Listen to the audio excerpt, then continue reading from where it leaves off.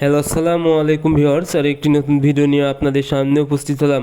আজকের ভিডিওতে মূলত আমি আলোচনা করব এই বর্ষাকালে দেশি মুরগিকে কেন কৃমির ডোজ করাবেন, অথবা মুরগিকে সুস্থ রাখতে কৃমির ডোজ বর্ষাকালে দেওয়া কেন অত্যন্ত জরুরি। আপনারা যারা দেশি মুরগি পালন করে থাকেন, এখন কিন্তু প্রচণ্ড বৃষ্টি হচ্ছে এবং বর্ষাকাল। এই বর্ষাকালে দেশি মুরগিকে কৃমির ডোজ দেওয়া অত্যন্ত জরুরি। এখন বর্ষাকালে কৃমির ডোজটা কেন দিবেন?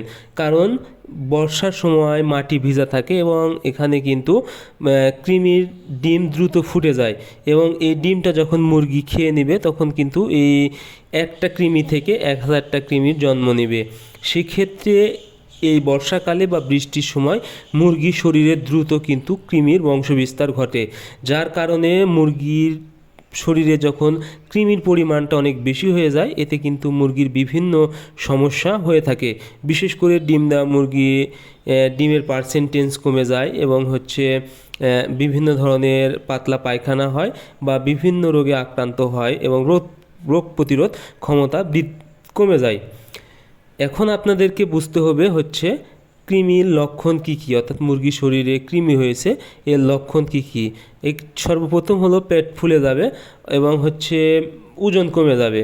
মুরগির শরীরে যখনই কৃমি হবে তখন কিন্তু মুরগির পেট ফুলে যাবে এবং ওজন হালকা হয়ে যাবে, কারণ মুরগিকে যে খাবারটা দিবেন আপনার ওই খাবারটা কিন্তু বেশিরভাগ কৃমি খেয়ে ফেলবে, যার কারণে কৃমির কিন্তু পর্যাপ্ত খাবার খাওয়ার ফলে এই পুষ্টিগুণটা কিন্তু মুরগি পাবে না। এজন্য মুরগির কিন্তু ওজন কমে যাবে এবং পেট ফুলে যাবে।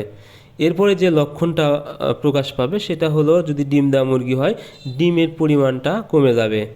অর্থাৎ দেখবেন মুরগি ডিম দিতে দিতে হঠাৎ করে ডিমের পার্সেন্টেজ কমে গেছে।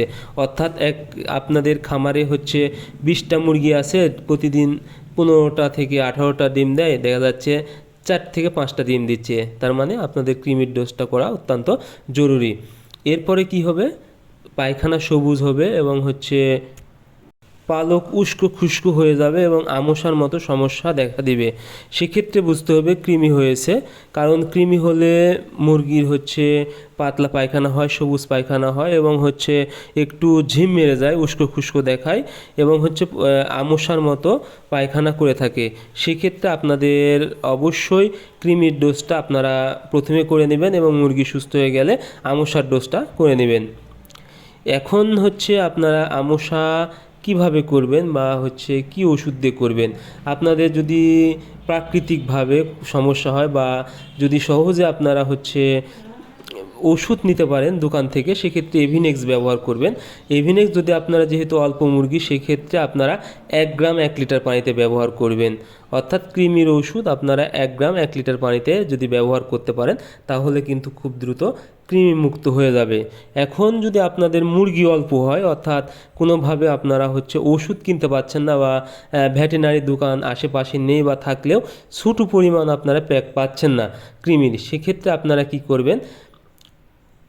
1 লিটার পানিতে আপনারা কৃমির ওষুধ হিসেবে নিম পাতা, অর্থাৎ নিম পাতা বেটে 1 সপ্তাহ পর পর খাওয়াবেন।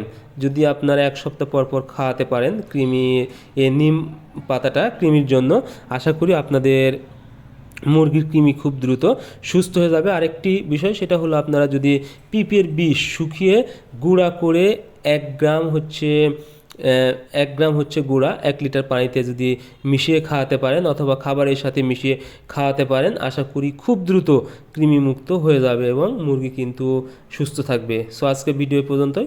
পরবর্তী ভিডিও পেতে চ্যানেলটি সাবস্ক্রাইব করুন। ধন্যবাদ সবাইকে।